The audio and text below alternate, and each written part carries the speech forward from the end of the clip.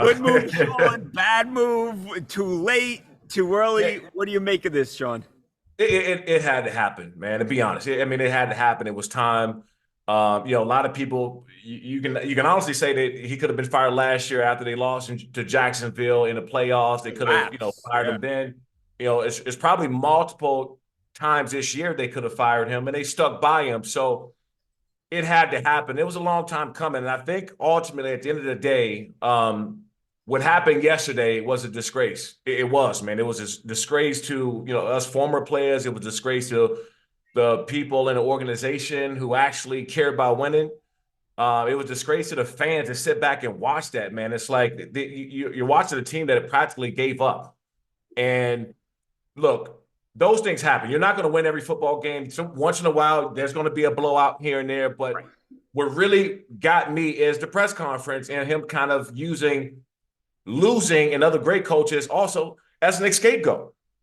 And so my biggest problem with him lately is just kind of the arrogant, just being arrogant Yep. about losing and being okay with it and making excuses for it, being very defensive to the media after the game. And Yep. trust me, it's not the easiest thing to do, especially when you're not performing, is answer some tough questions in the media after the game. Right. But that's part of it.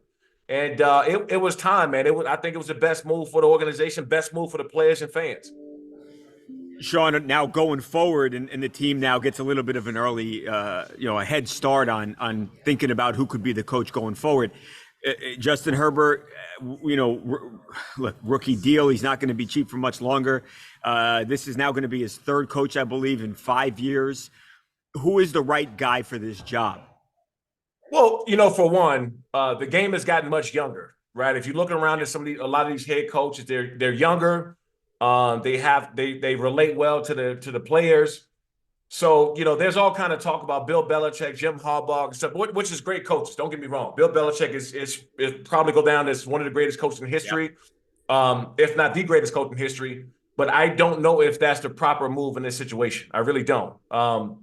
You want to bring in somebody, for one, that's going to be able to take Justin Herbert to the next level, because we all know that he can play, right? So to Yep. see them putting up these numbers, winning the game 6-0 against the Patriots, 42-0, even a few games ago when Justin Herbert was healthy, they just wasn't putting up points. So you have to bring somebody in that's going to, for one, be a good leader, be able to relate to the players, but also put Justin Herbert in a position to do what he can do best: big explosive plays, things like that. So I just don't see Bill Belichick as the right move. I could be wrong.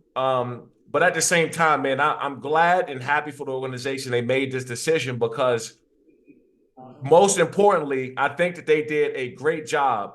The Chargers done it, regardless of what people say, the Chargers have done a great job at getting these fans transition up, rebuilding that fan base, because it wasn't always like that. There was a struggle on that transition from, San Diego to Oh LA. yeah. It was hard, and they did it. But if you didn't make the move, you're going to turn the fans, away. And that was the biggest issue, coming from someone, who was a former part of the organization.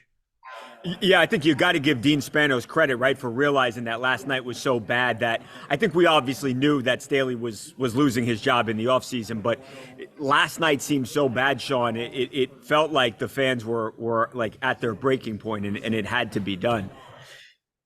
Yeah, no, it was Right. a must. Yeah. This was a situation. It wasn't if, it was when, Right. right? It was bound Yeah. to happen. And some people can question, maybe it should have happened a lot earlier. But I thought Yeah.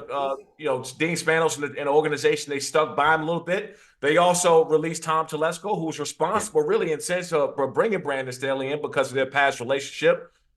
So when you make decisions like that, you bring in your own people, and you're hiring your people and your own connections and so forth.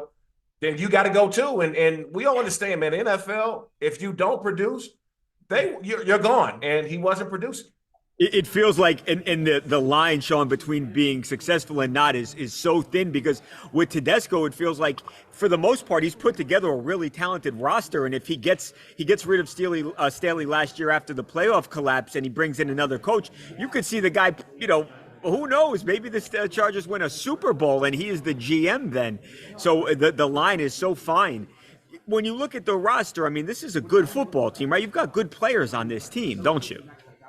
Man, you got great players, and that's what left all of us, fans, everybody around the organization, former players, left us scratching our heads. You look at this roster and you see their record, and you're like, what in the hell's going on? You can't wrap your head around what's going on and watching the games of all these superstars having a team and they're not performing, and that really comes from the top. And so when you have this type of roster, you have this type of group. We all know the Khalil Max and Justin Herbert and Derwin James, Mike Williams before he went down, Austin Eckler. We know these guys can play. They've shown they can play. So what is the issue? And so when you can't get guys to play for you anymore, that comes from the top, and you got to make moves and make decisions, and they did. One more football question for you, Shawne. We've obviously we've seen former players across the league who are having success as coaches. Now you look at the team last night, obviously that put the whooping on the Chargers. Antonio Pierce, the former Giants and linebacker in DC. You have any interest in coaching ever? Not necessarily being head coach for this job here, but do you have any interest in coaching in the NFL?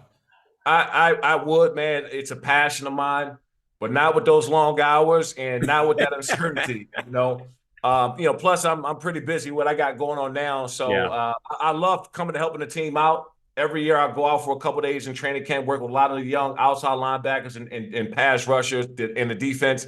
Love being around the guys, but I'm happy for Antonio Pierce. I'll let guys who actually want to coach and make that a career go out and keep doing that. So hopefully they re-up his contract with Antonio Pierce. Yes. And need to be more players. There needs to be more players that have an opportunity to be, head coaches, GMs, executive level positions, because we played the game, we know the game, we've been around long enough. And so I'm happy for Antonio Pierce and any other former player to get that opportunity to go out and be in that position. You got to talk to me about Lights Out 13. I know it's coming up January 6th in Long Beach. Obviously, people who are fans of yours will know that Lights Out, awesome MMA promotion, and you've got another big event coming up here in just a few weeks. Yeah, we got a huge event Saturday, January 6th in Long Beach, California. Lights Out Extreme Fighting 13. We'll be live on Fubo TV, Fubo Sports. We just found out on Monday that we had a jump in 90% viewership on Fubo, so I thought that was pretty cool. Amazing. Congratulations. Thank you. Appreciate it. Show the fans and the people out there, they're watching, they're paying attention to what we're doing. They love what we're doing. So get your tickets at lightsoutxf.com if anyone's in that SoCal area. And again, we'll be live on Fubo TV, Fubo Sports.